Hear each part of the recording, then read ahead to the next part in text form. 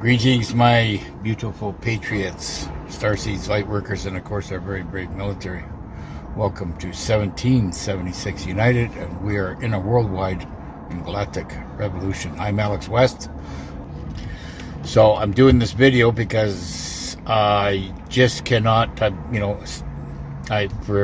by a mistake, I guess you can say, I turned on the radio and started listening to the absolute lying gibberish that comes on and still feeding people's minds with absolute garbage and fear and no hope scenarios. And this latest one was, saying cancer can be beaten. It's one of the most devastating things in your lives that you're going to encounter.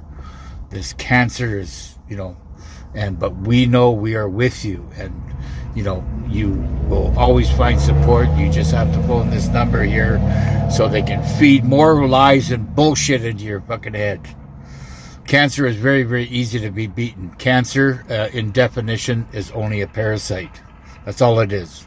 It's a parasite built up of a little nest of eggs, and those eggs grow and grow and grow, and because you do not do anything about it by taking ivermectin or fenbendazole, which is on the shelves on every farm co-op store in the nation, in Canada, throughout the United States. I can even order it online inside the Philippines. Fenbendazole, I was just down at the new takeover of the farm store here in this town I'm in Western Canada, and I went in there to buy some ivermectin for a friend of mine that feeds her animals this stuff. So I go in there and I say, how much is one of these? Expecting to pay about $100 for a big bottle. So she says, no, this is one tube. One basic big syringe that you stick in the horse's mouth, and you give the whole injection into the horse's mouth, and they're good for 1 year. And then if you want to do something in the fall, you can hit them with fenbendazole. That will kill all the eggs. That was her interpretation. And I says, well, the information I'm getting is, you're on the right track, but the information I'm getting is a little bit different than what you're saying. Well, she says, I've done research on this. It says this right on the labels. This is how you take it in or give it to your animals and whatever. So I know for a fact, and if you know the history behind me, you know damn well that if it was good for the animals, it's good for the people as well. And it's this ivermectin and fenbendazole are both vaccines, and they basically were discovered back in the 50s, late 50s, early 60s. Okay, so I bought the two big syringes that were horse size, whatever, and I sent them back. And so my soul family patriot friend and I discussed it, looked it over, and determined that yes, it was a one-time use only.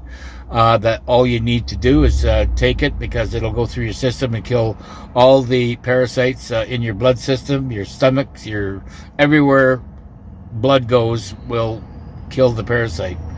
Okay, so now all you have to do, it'll say this whole syringe, which is all plastic, and it's even got a plastic big long nipple on the end of it. You can stick it down the horse's throat, whatever.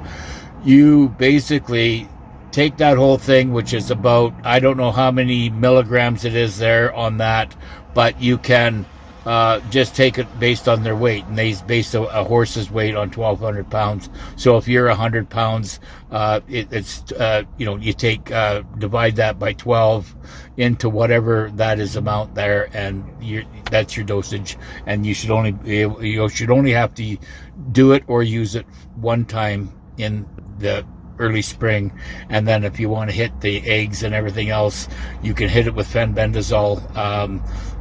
Maybe get a dose of that maybe a week later, and that will kill that and the parasite. And then if you want to cleanse out from there, I would take some zeolite, and that would be the binder that collects all the garbage and disperses it through your stool. So that is my take on it. That's what I'm seeing in my research holistically, and I'm going to stick with that. I wish I know what I know now back in the day when I had friends and family die of this terrible parasitic infestation. Another thing, if you got arthritis or if you got cataracts or problems with your eyes and stuff like that, use castor oil around your eyelids and soak them down every night before you go to sleep, and sleep with them, and you'll have your sight will be much, much better. I haven't gotten into it yet, but I'm still in the studying ages of that particular point, but from what I understand, it looks really good so far.